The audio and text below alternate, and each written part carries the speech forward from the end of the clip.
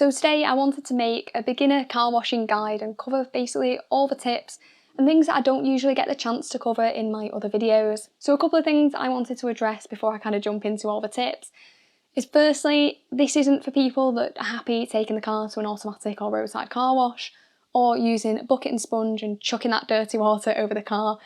If you want to do that, that's absolutely fine, it's your car, but this is going to be for people who are really kind of bothered about things like scratches and swirl marks and want to maintain the finish as best as possible and kind of go at it more from a car detailing point of view rather than just washing the car basically. I'm also going to be talking about car washing from a more traditional kind of standpoint, particularly in the UK, so using a pressure washer rather than using kind of a rinseless wash technique. I know those are more popular overseas and where you have water restrictions, but it's not something I have much experience with, so I use water to clean the car, and I will say at this point that if you don't have a pressure washer already, I would strongly consider getting one and kind of making it the priority.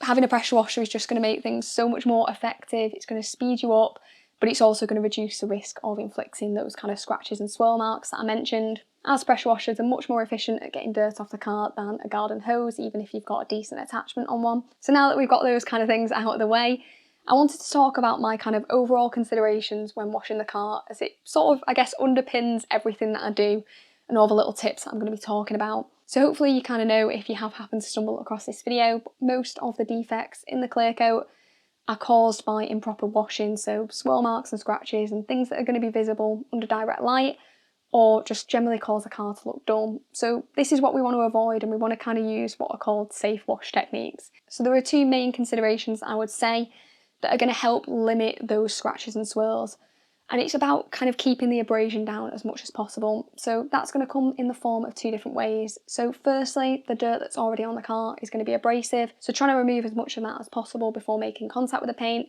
and also removing it in a way that kind of lubricates the paint and keeps it as safe as possible is going to be the best option. And secondly, that abrasion can also come from the tools that you're using.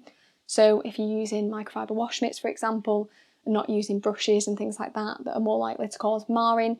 So I'm going to be addressing all that later in this video. So I'm not going to be covering the wheels in this video, as I do have a separate video on that that's going to cover it in more depth, otherwise this video is going to get way too long. So instead I'm going to jump straight into what I do on the paintwork.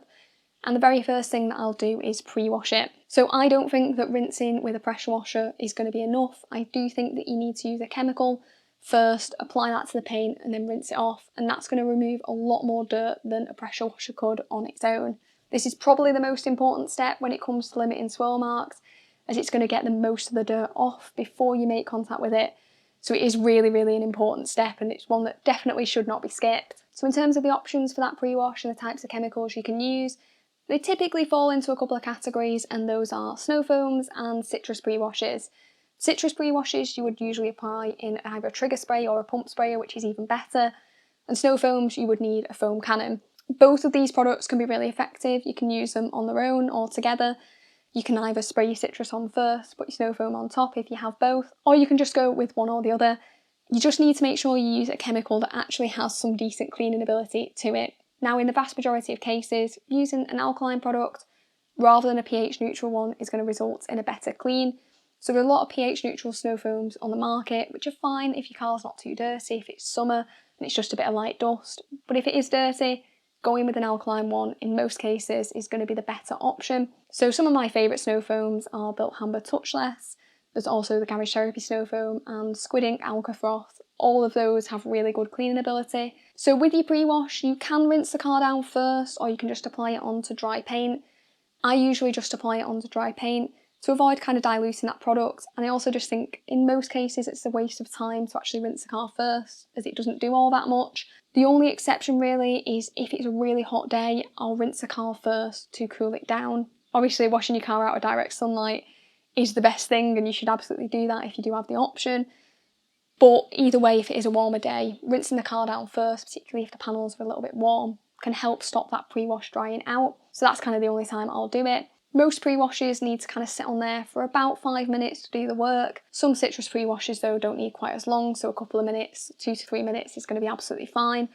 And then after that, they need really thoroughly rinsing away with a pressure washer. So from my experience, it doesn't really matter whether you rinse it bottom to top, top to bottom or side to side, just as long as you are methodical and remove all that chemical And don't hold your pressure washer too close, but make sure that you are trying to remove the pre-wash and not just kind of fanning the car. So now that the pre-wash has been rinsed away, it's time to move on to what's called the contact wash, which is where you're going to make contact with that paintwork. So there are actually quite a few different methods for the contact wash. One of the most popular is the 2-bucket method. So that's where you're going to essentially have 1 bucket of clean water, 1 bucket with your shampoo in, and you're basically going to dip in your shampoo bucket, wash a panel, and then rinse it out in that clean bucket of water before going back into your shampoo solution.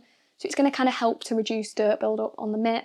Another option is to go for multiple mitts. So rather than having that rinse bucket, you'll just have your wash bucket, and instead, every time you've done a panel, you can just put that mitt to the side and get a fresh one.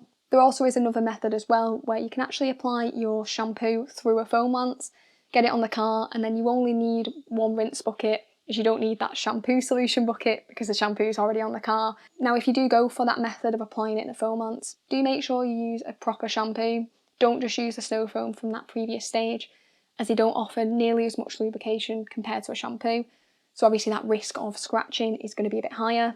If you're a bit confused about which method to go for and you haven't decided yet, again, I've got a separate video on that, comparing the different methods and the pros and cons of them. Now, in terms of what shampoo solution to actually use, I would always recommend using a proper car shampoo. Don't use fairy liquid or household cleaners or anything else. Use a proper car shampoo. It's going to avoid things like staining surfaces or clogging the protection that's on there, or even stripping the protection. There are loads of good options out there. I'll pop a link to a few of my favourites in the description.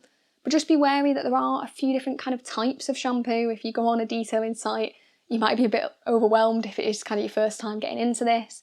So there can be things like alkaline and acidic shampoos, or there's shampoos that actually contain waxes and gloss enhancers. Although these sound great on paper, I don't personally like them. I don't think they offer as much slickness and suds. I also think they can clog the protection that's on the car. They're usually more expensive and require more product. And yeah, I'm just not a huge fan of them personally, so I stick to what's called a pH neutral pure shampoo. And those are kind of the 2 good buzzwords to look for. So in terms of what you actually use to wash and touch the car, I would always go with a microfiber wash mitt, as those are a lot softer and gentler on the paintwork and are going to limit abrasion, like I mentioned at the start of this video. Another option is to go down the lamb's wool mitt route. Now, these are really soft, but you can't wash them in a washing machine like you can with a microfiber mitt.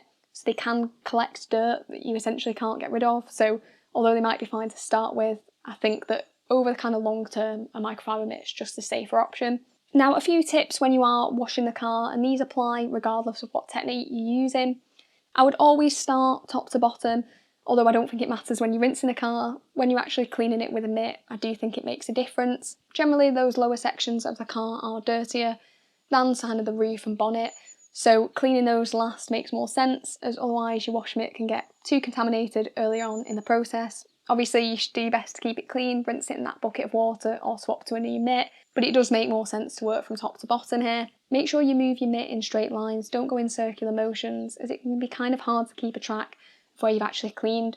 And also, don't go over the same area multiple times. You shouldn't have to do this, particularly if your pre-wash was good, and it should be clean on just a single swipe of your wash mitt. And continually wiping over the same area does increase the risk slightly of inflicting some marring. Also, it probably goes without saying, but if you drop your wash mitt on the floor, don't just rinse it in your bucket, swap it to a new one. It's much safer option, as otherwise you're probably going to scratch your car up pretty bad. And also, never use the same mitts that you're using on the wheels as you're using on the paintwork. Always have separate tools, again to reduce the risk of cross-contamination. As I said towards the start of this video, washing your car in the shade is always going to be the best option. I do have some videos about washing your car in the sun. I wouldn't advise it, particularly if you are new, as it can be more difficult. But if you're struggling to avoid these kind of situations, then hopefully there'll be a few tips in that video too. Now next, once you've rinsed all that shampoo off the car, it's time to go ahead and dry it. Now drying it is really important, as otherwise you're going to notice a load of water spots that can be a pain to remove and actually can damage the paint if you leave them on for too long. Again, there are some tools that I would avoid using when drying your car, so things like chamois leather, bath towels, or those kind of squeegee water blade things. Don't use any of those. They're too abrasive and they're probably going to cause scratches. Instead, go with a microfiber drying towel. You can go down the route of using a leaf blower or a car dryer, even better, but those are more expensive kind of pieces of equipment to invest in, particularly if you are a beginner. So a microfiber towel is the best option. There are a few different types of microfiber towels. You have ones with kind of twist loops and ones that have a sort of more of an open kind of plusher style. The twist loop ones are more abrasive and on some softer paintworks can cause marring. Plusher towels are going to be a better option. If you are looking to limit marring though, the kind of swirls from the drying process, then I would advise using the towel to actually pat the car dry. Just doing it super gently rather than dragging the towel across the surface. If the car already has some swirls and scratches, you probably aren't going to notice it, but on perfect paint, patting the car dry is a safer option as it kind of limits the movement of the towel, so the risk of marring and swirling is going to be reduced. Now I do have a video comparing loads of different drying towels on my second channel, that again I'll link in the description. As always, all the products that I've mentioned are going to be linked in the description too. And if you have enjoyed this video or found it useful, then it'd be brilliant if you could drop it a like, and thanks very much for watching.